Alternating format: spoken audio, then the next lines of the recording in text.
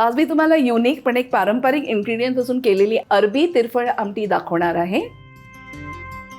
चला आपण आता सुरू करूया. इथे मी मुंडल्या घेतल्या आहेत, ते आपण सोलून साफ करूया. आता या मुंडल्यांना आपण स्वच्छ पील करूया.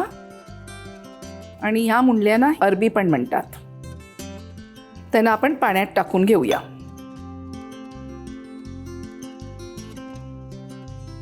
आपण इथे अरबी म्हणजे मुंडल्या स्वच्छ धुवून घेतलेल्या आहेत. आपण त्यांना आता बॉईलला टाकूया. त्याच्यात घेऊया पाणी.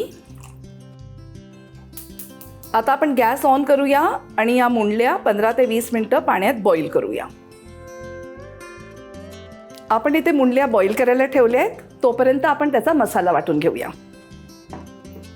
सगळ्यात आधी आपण घेणार आहोत 1 वाटी खवलेलं नारळ.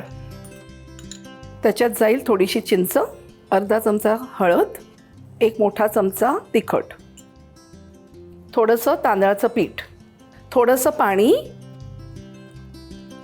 आता ह्याला आपण वाटून घेऊया. मसाला वाटला गेला आहे, तो पाहूया. हा मस्त गुरगुरीत वाटला गेला आहे, तो आपण बाजूला ठेवूया. इथे मी तिरफळ पाण्यात 10 मिनिटं भिजवून ठेवलेली आहेत.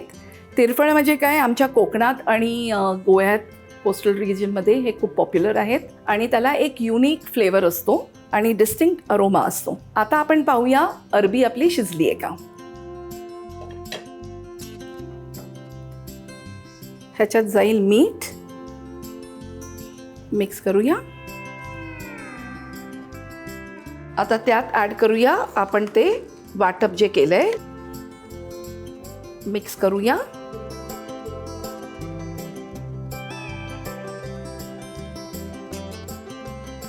हा मसाला वेस्ट करायचा नाहीये म्हणून आपण पाणी घेतलंय.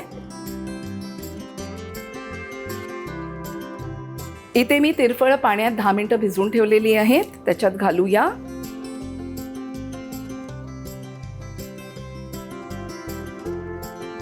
आपली आमटी छान एकजीव झाली आहे.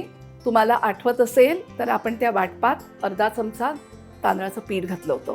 त्याचं रिझन असं होतं की नॉर्मली कोकोनट ग्रेव्ही जेव्हा आपण बॉईल करतो ते फाटायची शक्यता असते. जेव्हा आपण तांदूळ पीठ वाटपात लावतो तर ती आमटी फाटत नाही. आता आपण त्याच्यात ओतूया हे नारळाचं तेल आणि गॅस 1 मिनिटात बंद करूया.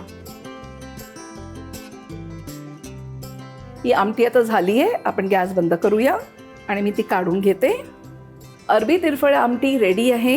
ह्याच्यातलं नारळाचं तेल आणि तिरफळाचं कॉम्बिनेशन खूप फ्लेवरफुल झालं आहे. तुम्ही ही रेसिपी डेफिनेटली ट्राय करा आणि कमेंट बॉक्समध्ये मला कळवा. अशा छान छान रेसिपीसाठी फॉलो करा रुचकर मेजवानीला. लाईक, शेअर आणि सबस्क्राईब सुद्धा करा.